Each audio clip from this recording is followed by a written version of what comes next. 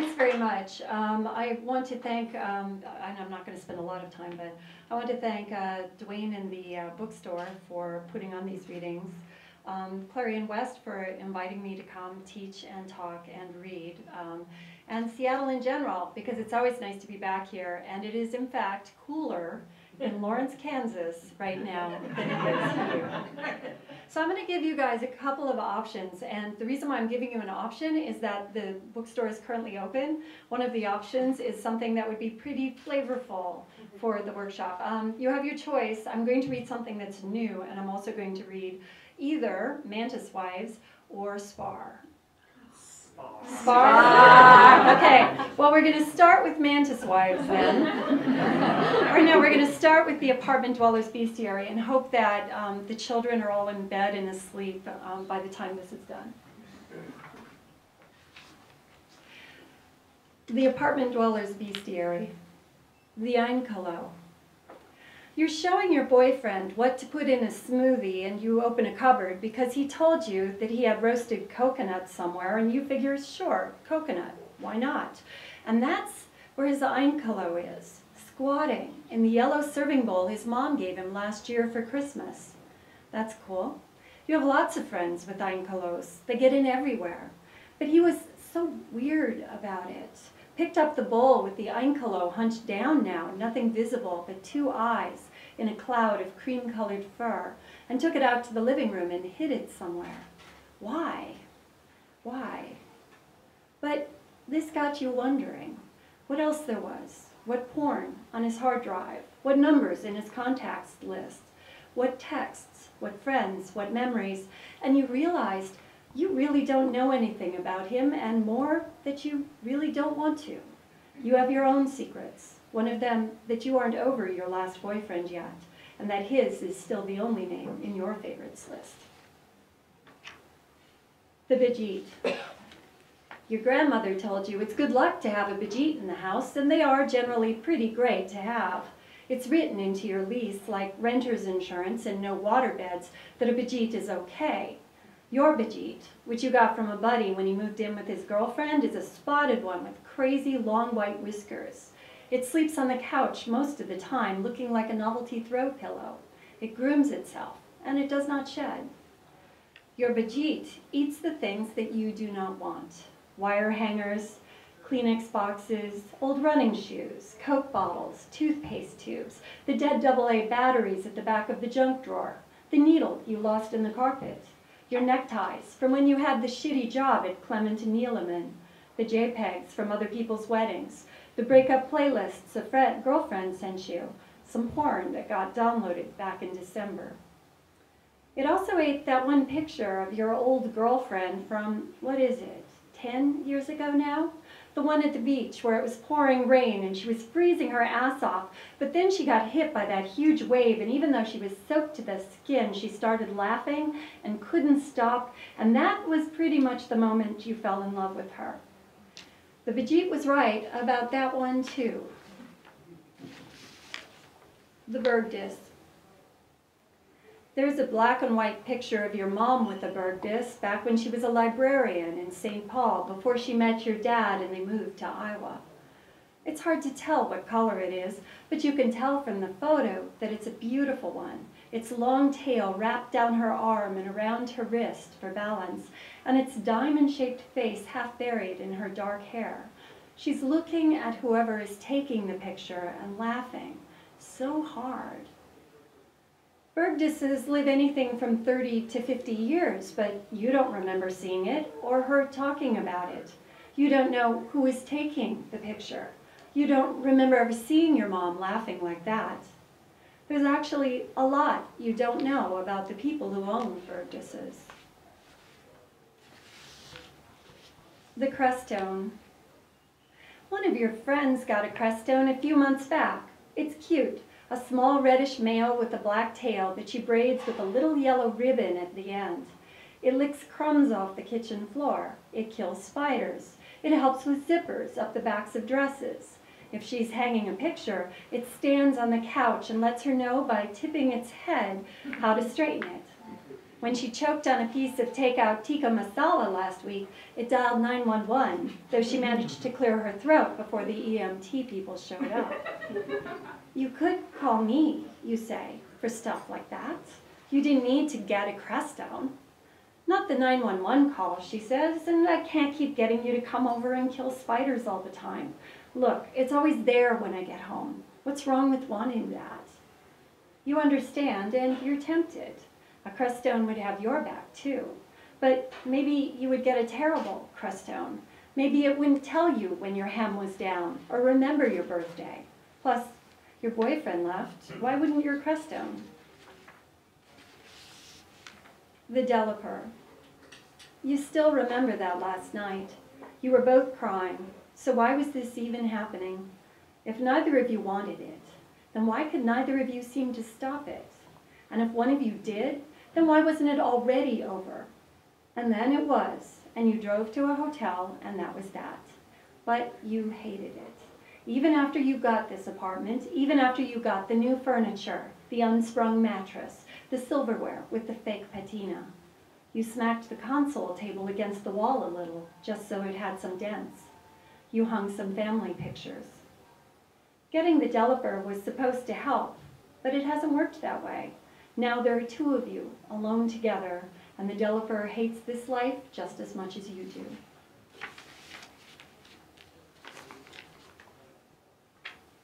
The half-sod.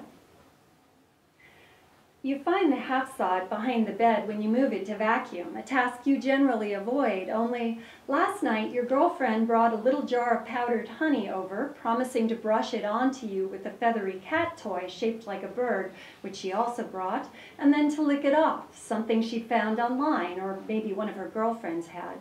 You have to admit it felt pretty good until she inhaled some, went off in a coughing fit, and dropped the jar. The powder went everywhere. And so, generally not the sort of guy who vacuums, but aware of the possibility of ants, you get out the Hoover, pull the bed away from the wall, and find the half-sod. It is quite small for a half-sod, which you have seen in an occasional YouTube video, plus some of your friends have admitted to encountering one, clearly an adolescent, crouched over the pale scattering of powder on the carpet next to a golf ball that is rolled under the bed even though you don't play golf and don't know anyone who does. You're pretty sure your girlfriend would swoon over the blunt little antlers, the rabbit's soft gray fur, the immense eyes. Your phone is in your pocket. You could call her. She would be there in no time. She would rush in and coo over your half-sod.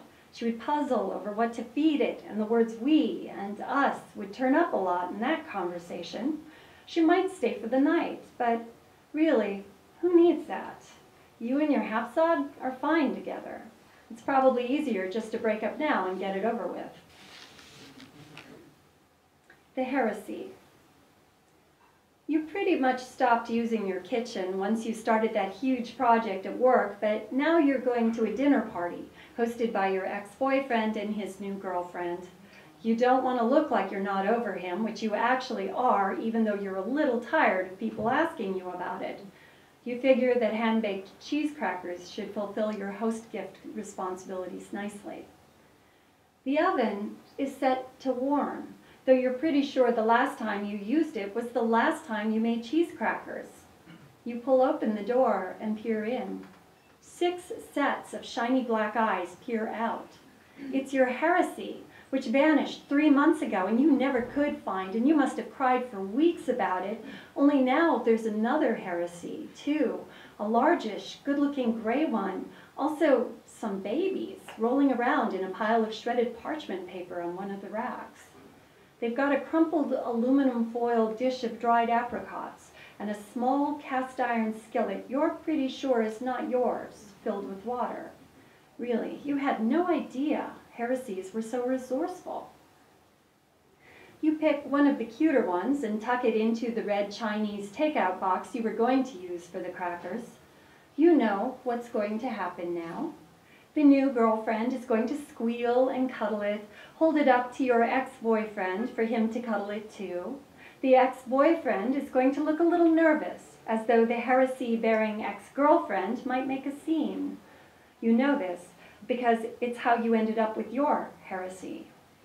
Still, a heresy is pretty cool, so at least she'll have that. The Lopi.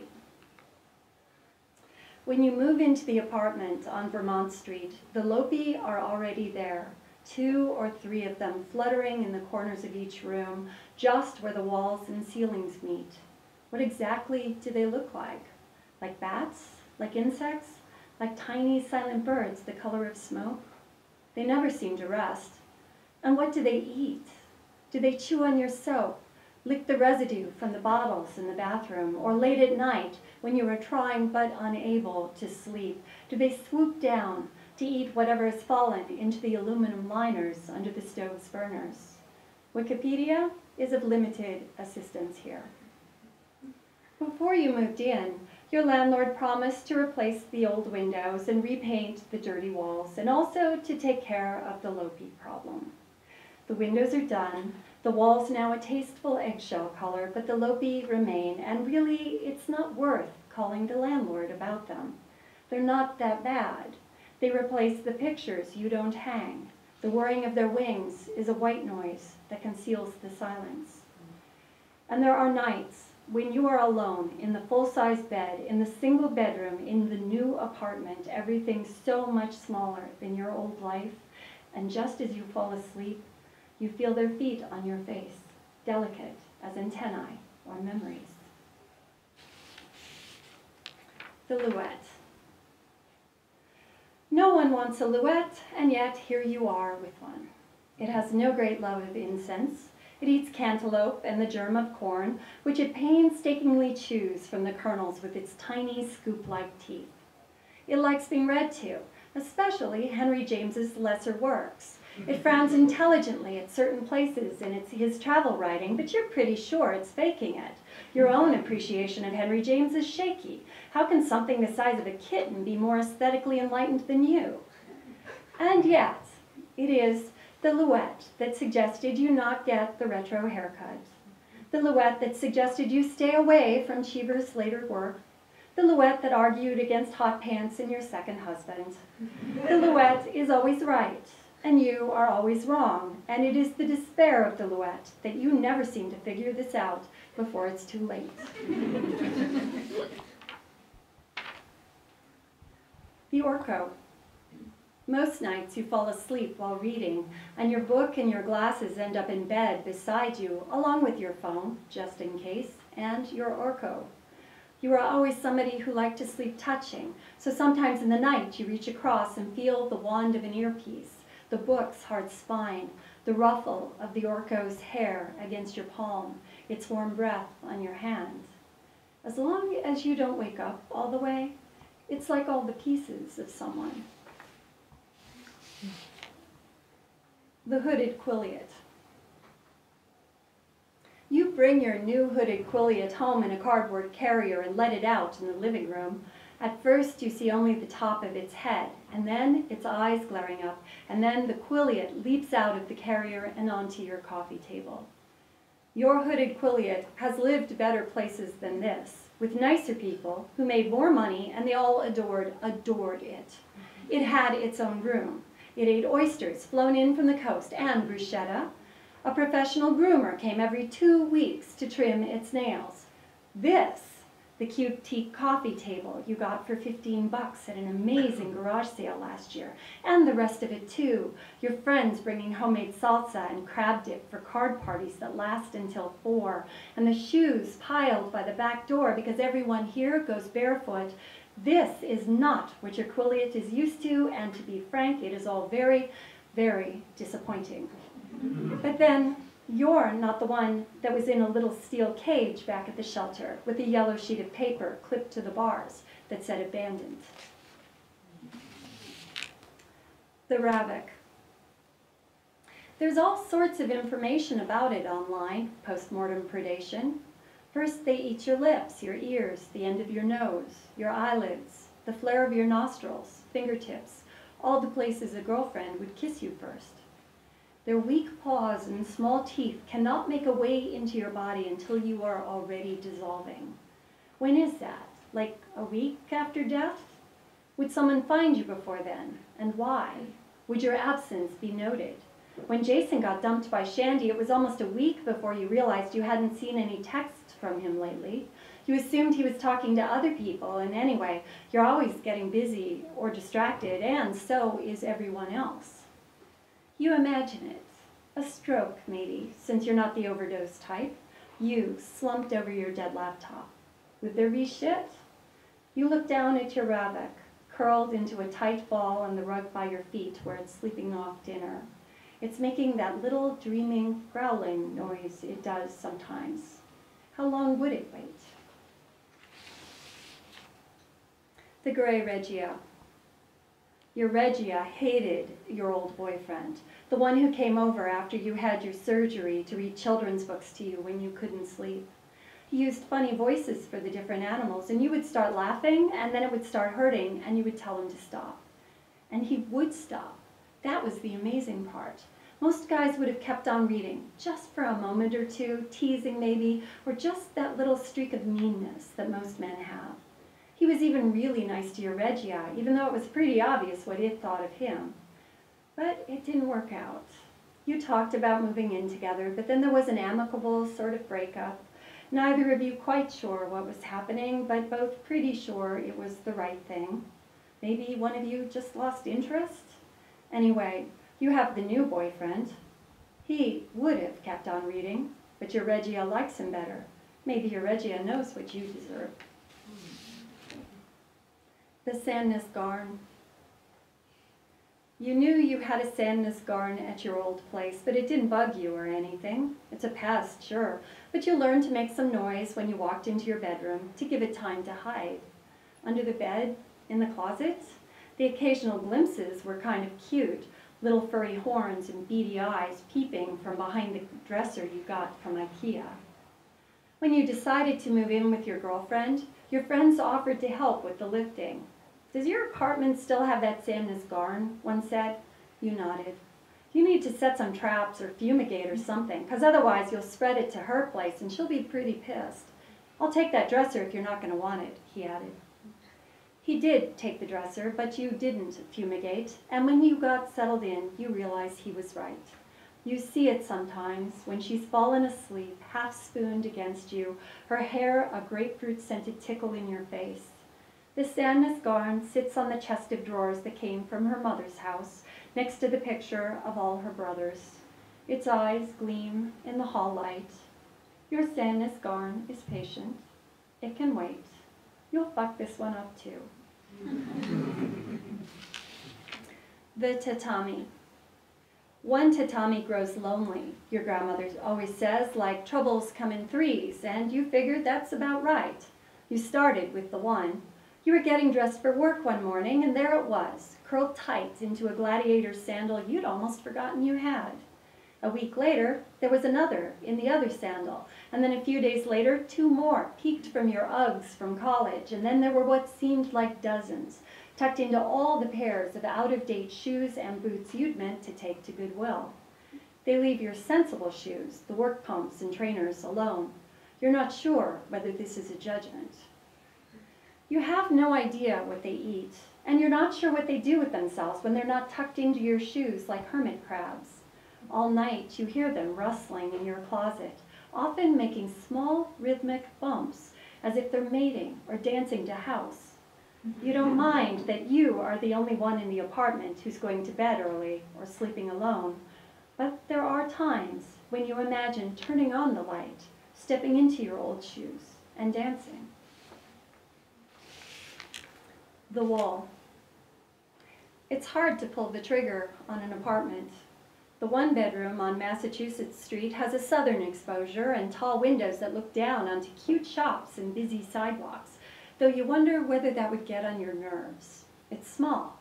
If someone came, they wouldn't have anywhere to stay. There's no pet deposit if you get a Vijit. Maybe later. Right now, you can't see making a commitment like that. On the other hand, the two-bedroom out on California is cool and shady. It's a beautiful neighborhood right next to a park with a really good disc golf course. There is nothing on the hardwood floors and no curtains in the windows, so the rooms echo. Guests could stay in the second bedroom if you bought a bed, but the rest of the time, you think you'll have a hard time filling that space. There are probably lopi. Or you could just keep sleeping on the couch in Courtney's living room in her place on Vermont Street, and then you don't have to choose anything at all. It's a comfortable couch. She says she doesn't mind, says you're a great house guest, says you're not a pain in the ass the way some people are.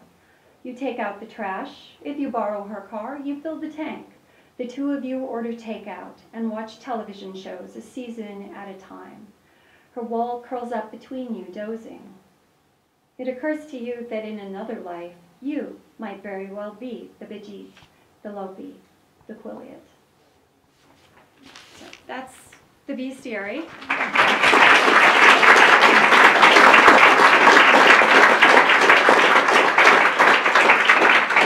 Right, okay. The Bestiary is in a weird limbo. I'm planning on doing it as a Kickstarter, as a chapbook. Tin House is interested in putting parts of it onto the website once it is that chapbook, because they say they can't handle the format. So when I do that, it will be announced to the world. I'm hoping to work with Chris Bazzelli, who's been very interested in it, although other people have been too. So since I see no children, I am going to read Spar. I'll try not to hit the naughty words. Just checking. Is there any children over there? No? Let's not. Let's read the first sentence and then you can decide. And this is Spar. Bacon version? No. And I'm happy to read this because I've only been able to read this publicly once, I think. So it's... And I'll talk about this tomorrow in workshop, what happens when you get yourself into a situation where you're over your head. Okay, Spar. In the tiny lifeboat, she and the alien fuck endlessly, relentlessly. They each have ins and outs. Her ins are the usual: eyes, ears, nostrils, mouth, cunt, ass. Her outs are also the common ones: fingers and hands and feet and tongue, arms, legs, things that can be thrust into other things. The alien is not humanoid. It is not bipedal. It has cilia. It has no bones, or perhaps it does and she cannot feel them. Its muscles, or what might be muscles, are rings and not strands. Its skin is the color of dusk and covered with a clear, thin slime that tastes of snot. It makes no sounds. She thinks it smells like wet leaves in winter, but after a time she cannot remember that smell, or leaves, or winter. Its ins and outs change. There are dark slashes and permanent knobs that sometimes distend, but it is always growing new outs, hollowing new ins. It cleaves easily in both senses. It penetrates her 1,000 ways. She penetrates it as well. The lifeboat is not for humans. The air is too warm, the light too dim. It is too small. There are no screens, no books, no warning labels, no voices, no bed or chair or table or control board or toilet or telltale lights or clocks. The ship's hum is steady, nothing changes. There is no room. They cannot help but touch. They breathe each other's breath. If it breathes, she cannot tell. There is always an out in an in, something wrapped around another thing, flesh coiling and uncoiling, inside, outside, making spaces, making space. She is always wet. She cannot tell whether this is the slime from its skin, the oil and sweat from hers, her exhaled breath, the lifeboat's air, or cum. Her body seeps. When she can, she turns her mind away. But there is nothing else, and when her mind is disengaged, she thinks too much, which is, at all. Fucking the alien is less horrible. She does not remember the first time. It is safest to think it forced her. The wreck was random, a mid-space collision between their ship and the aliens, simultaneously a statistical impossibility and a fact. She and Gary just had time to start the emergency beacon and claw into their suits before their ship was cut in half. Their lifeboat spun out of reach. Her magnetic boots clung to part of the wreck. His did not. The two of them fell apart. A piece of debris slashed through the leg of Gary's suit to the bone, through the bone. She screamed. He did not.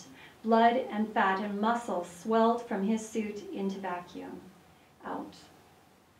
The alien's vessel also broke into pieces, its lifeboat kicking free and the Waldos reaching out, pulling her through the airlock, in. Why did it save her? The mariner's code? She does not think it knows she is alive. If it did, it would try to establish communication. It is quite possible that she is not a rescued castaway. She is salvage or flotsam. She sucks her nourishment from one of the two hard intrusions into the featureless lifeboat, a rigid tube. She uses the other, a second tube, for whatever comes from her shit and piss and vomit. Not her cum, which slicks her thighs to her knees. She gags a lot. It has no sense of the depth of her throat, ins and outs. There is a time when she screams so hard that her throat bleeds. She tries to teach it words. Breast, she says. Finger, cunt. Her vocabulary options are limited here. Listen to me, she says. Listen to me. Does it even have ears? The fucking never gets better or worse. It learns no lessons about pleasing her. She does not learn anything about pleasing it either. Would not, if she could. And why? How do you please grass, and why should you? She suddenly remembers grass, the bright smell of it and its perfect green, its cool, clean, soft feel beneath her bare hands. She finds herself aroused by the thought of grass against her hands, because it is the only thing that she has thought of for a long time that is not the alien or Gary or the ins and outs. But perhaps its soft blades against her fingers would feel like the alien's cilia. Her ability to compare anything with anything else is slipping from her because there is nothing to compare. She feels it inside, everywhere, tendrils moving in her nostrils, thrusting against her eardrums, coiled beside the corners of her eyes, and she sheaths herself in it. When an out crawls inside her and touches her in certain places, she tips her head back and moans and pretends it is more than accident. It is Gary. He loves me. It loves me. It is a he. It is not. Communication is key, she thinks. She cannot communicate, so she tries to make sense of its actions. What is she to it? A sex toy? A houseplant? A shipwrecked Norwegian sharing a spar with a monolingual Portuguese? A companion? A habit, like nail-biting or compulsive masturbation? Perhaps the sex is communication, and she just doesn't understand the language yet. Or perhaps there is no it. It is not that they cannot communicate, that she is incapable. It is that the alien has no consciousness to communicate with. It is a sex toy, a houseplant, a habit. On the starship with the names she cannot recall, Gary would read aloud to her, science fiction, Melville, poetry. Her mind cannot access the plots, the words. All she can remember is a few lines from a sonnet. Let me not to the marriage of true minds admit impediments, something, something, something. An ever-fixed mark that looks on tempests and is never shaken. It is the star to every wandering bark. She recites the words, an anodyne that numbs her for a time until they lose their meaning. She has worn them treadless, and they no longer gain any traction in her mind. Eventually, she cannot even remember the sounds of them. If she ever remembers another line, she promises herself she will not wear it out. She will hoard it. She may have promised this before and forgotten. She cannot remember Gary's voice. Fuck Gary, anyway. He's dead, and she is here with an alien pressed against her cervix. It is covered with slime.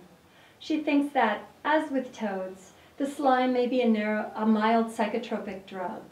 How would she know if she were hallucinating? In this world, what would that look like? Like sunflowers on a desk, like Gary leaning across a picnic basket to place fresh bread in her mouth. The bread is the first thing she has tasted that feels clean in her mouth, and it's not even real. Gary feeding her bread and laughing. After a time, the taste of bread becomes the taste of bread, and then the words become mere sounds and stop meaning anything. On the off chance that this will change things, she drives her tongue through its cilia, pulls them into her mouth, and sucks them clean. She has no idea whether it makes a difference. She has lived forever in the endless, reeking now. Was there someone else on the alien's ship? Was there a Gary lost now to space? Is it grieving? Does it fuck her to forget, or because it has forgotten, or to punish itself for surviving, or the other for not? Or is this her? When she does not have enough ins for its outs, it makes new ones. She bleeds for a time and then heals. She pretends that this is a rape, because rape at least she could understand. Rape is an interaction. It requires intention. It would imply that it hates or fears or wants. Rape would mean she is more than a wine glass it fills. This goes both ways. She forces it. Her hands are blades that tear new ins. Her anger pounds at it until she feels its depths grow soft under her fist, as though bones or muscle or cartilage have disassembled and turned to something else. And when she forces her hands into the alien, if intent counts, then what she does at least is a rape, or would be if the alien felt anything, responded in any fashion. Mostly, it's like punching a wall. Sometimes she watches it fuck her, the strange coiling of its outs like a shock wave thrusting into her body, and this excites her and horrifies her, but at least it is not Gary. Gary who left her here with this. Who left her here? Who left? One time she feels something break loose inside the alien, but it is immediately drawn out of reach. When she reaches farther in to grasp the broken piece, a sphincter snaps shut on her wrist. Her arm is forced out. There is a bruise like a bracelet around her wrist for what might be a week or two. She cannot stop touching the bruise. The alien has had the ability to stop her fist inside it at any time, which means it has made a choice not to stop her, even when she batters things inside it until they grow soft. This is the only time she has ever gotten a reaction she understands. Stimulus, response.